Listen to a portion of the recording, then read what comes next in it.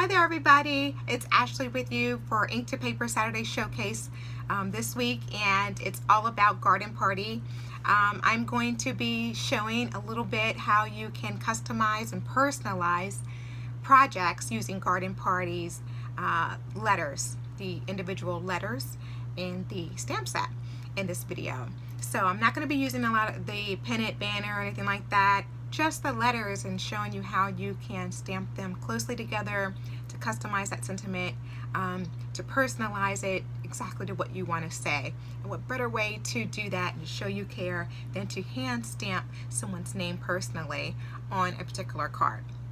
So that's what I'm going to be doing today in this week's video on a wedding card for an upcoming wedding that I have to attend in the fall. So I'll be ready with my card and everything. I'm really excited about that I'm ahead of the game. And I hope you will be too with these tips that I have to share with you in this week's video. So let's get started. All right, everybody, I'm going to be creating a card using Garden Party stamp set for today's Saturday Showcase. And I just wanted to show you, it does come in our great new hold and fold storage case. Both of these sheets can store in here, as well as the coordinating dies. Right here can store easily right in this little pocket here, between this little protective cardstock sheet. If you want to do something like that, it's really great. All right, so I already have here stamped and die cut a label from Flaming Floral stamp set. That's the stamp set here, and I used the coordinating die and I stamped it with True Black ink, the actual label or the border. And what I'm planning to do is to make a personalize, I should say, a card for a newlywed coming up that I have to go to later this year. So better to be early than late. So what I want to show you how to do my process for stamping these letters here to make your own custom either name or sentiment. The cool thing, that's the great thing about Garden Party, because you can do that. Yeah, you have these great elements and stamps, and as well, like the banner and these little lights and the sentiments and the coordinating elements and these little star and little heart. Where's the little heart? There's the little heart. Those are great additions. But the best thing about this stamp set is that you get the full numbers and the upper and the lowercase alphabet. You can do so much with that. So I'm going to show you here. I'm just going to draw a line right here, and that's my center point on the label. Now I know I want to use the landscape or the horizontal shape because their names are sort of long. Well, the groom's name is, at least. So I know I need that space, even though it's still going to be kept within that constraint there. So that's my center point. I know I want to use the ampersand between the bride and the groom's name. So I'm going to go ahead and put that on my block and then stamp it right in the center. And that's just going to get me started. Once I have my ampersand stamped, that's my center point, I'm ready to go. Now I can do the upper and the lower lines.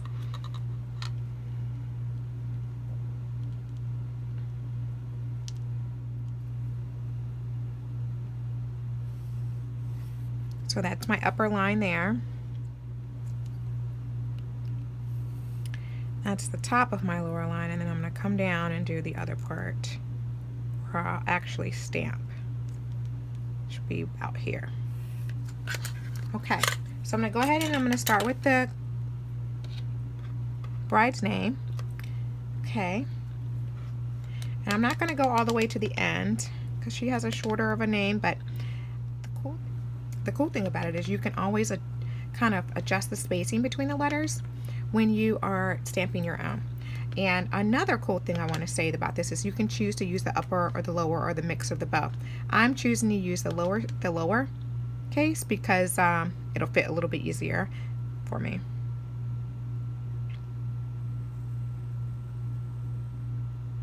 So I'm going to start about here, the M.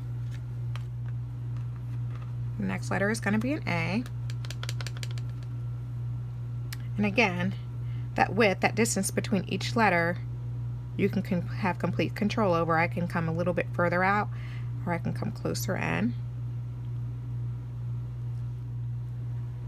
The next letter is going to be an R.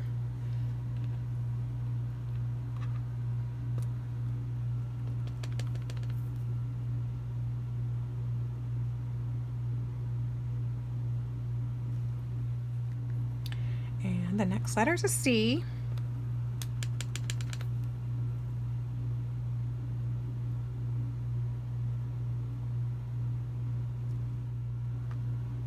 The next letter is an H.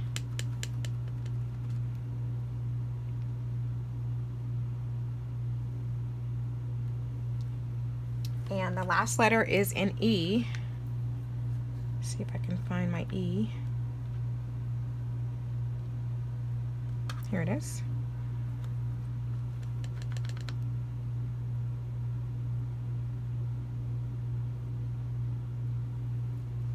Now, her name is Marche, so she has an accent over the E. There is no accent in this stamp set, but I'm going to take the lowercase l and use just that part there. I'm going to selectively ink just that part at the end, that tail part of the L, the scripted L.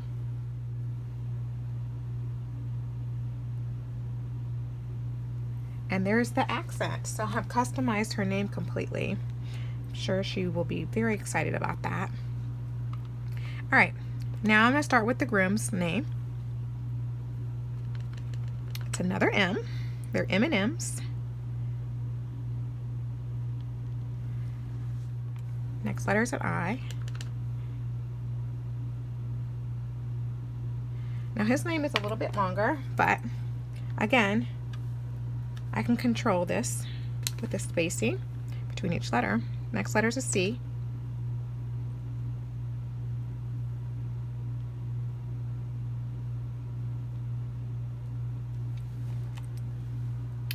Next letter is an H.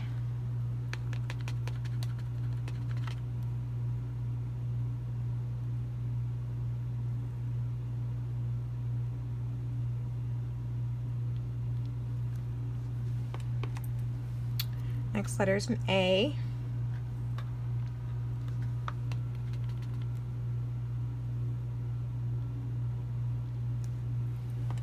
E.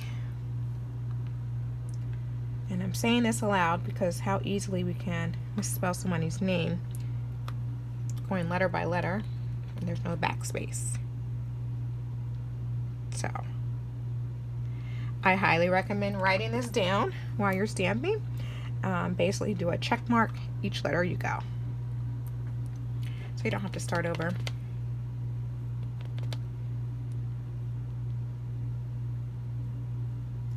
And then there's the owl. So the spacing looks pretty good. I'm going to be a really stickler critic here. If I could have changed that ampersand and moved up, maybe I should have started did the ampersand last, so I could have adjusted that a little bit more, or come down with that line a little bit more, but I think it looks pretty good.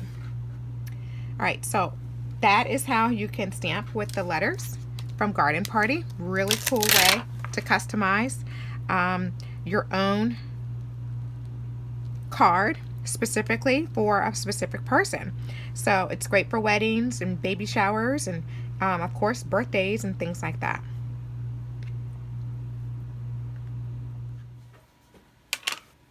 Alright, so I made some die cuts, and what I'm planning on doing is building this card, basically using some sprigs from Framing Florals and Geometrix hexagon die as well, which I already die cut from True Black here. So this pairs really well with Framing Florals because they're both hexagons. So it will look cool if you can do it with all sorts of different colors or things like that, but it's going to position this together.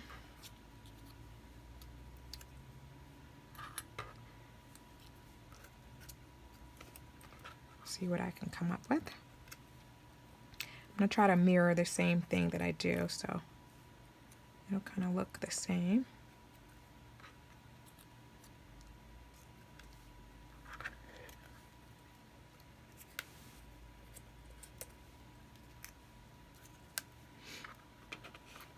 From Tag Creations Lemon, I have these felt flowers, so I'm just going to be using these to embellish and add some texture. And I think I'm liking the way that really looks, so I think I'm pretty much done. I'm going to go ahead and add a couple of different small elements just to make it pop, but I'm done. Okay, so the next thing I want to do is take from Simply Sweet Thanks. There is this small 3-cluster dot here, stamp right here. Sometimes it's the smallest stamps that are really my favorite. And I love adding dots or polka dots to things. So that's what I'm going to be doing here in a pattern. There's not really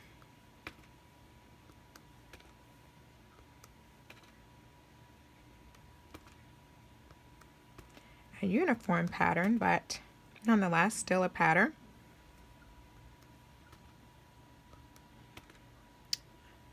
Trying to get an equal distribution of these dots so they can be seen.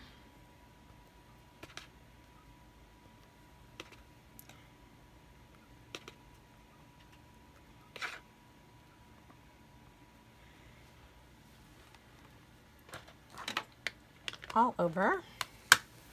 All right, so I'm going to put this back so I won't lose it. My favorite stamp from Simply Sweet Stamps. I'm sorry, from Simply Sweet Thanks stamp set. I'm going to tuck that one away. And now I'm going to assemble.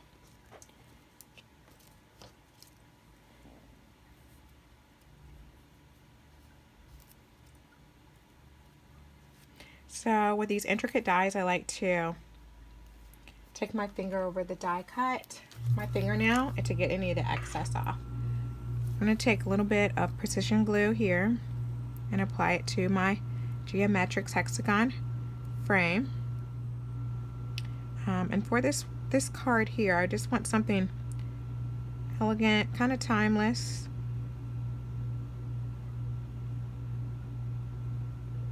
The couple will love, kind of fits their style.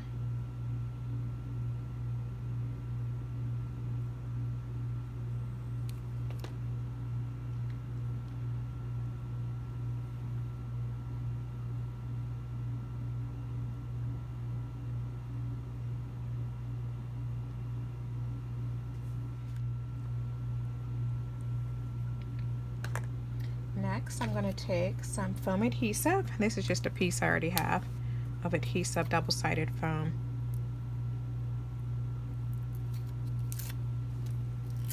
That pretty much fits this, so I'm going to use that.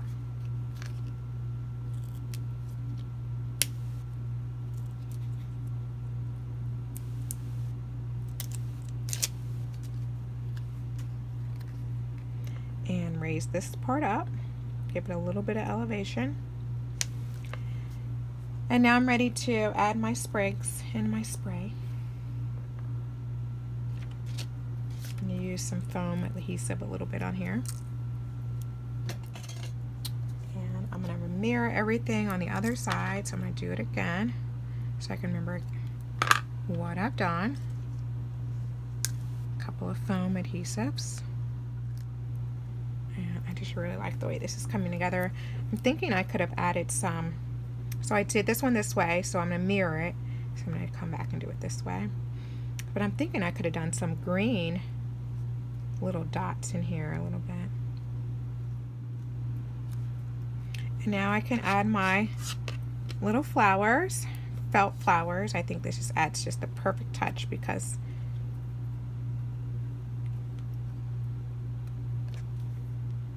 the texture. So I'm going to add the small one there. I'm going to do the same thing here. Add the small one here.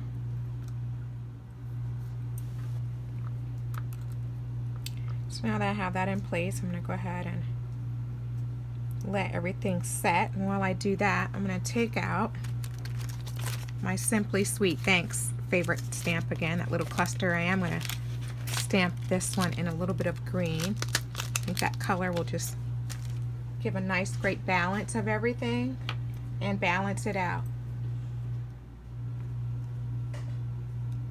The ripe avocado cardstock that I used on the leaves.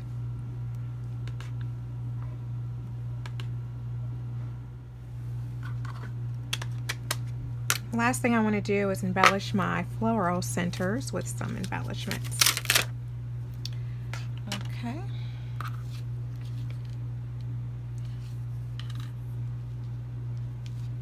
So I think I'm going to use the same to keep it consistent. I'm going to use the same black gemstone for the center of the larger flower as well.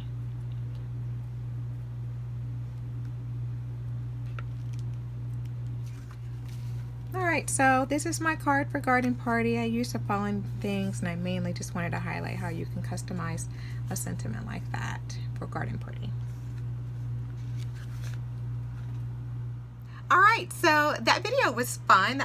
That card was fun. I really enjoyed the process of hand stamping each letter for the bride and groom for their upcoming wedding, and I'm excited to share this card with them. And I hope this gives you some tips and some ideas on how you can personalize names or other sentiments or other wording and phrases that you would like to customize and personalize and put on projects that you like to stamp too. So that's it for this week's Saturday Showcase. I'm Ashley for Ink to Paper. I'll see you guys next week. Bye!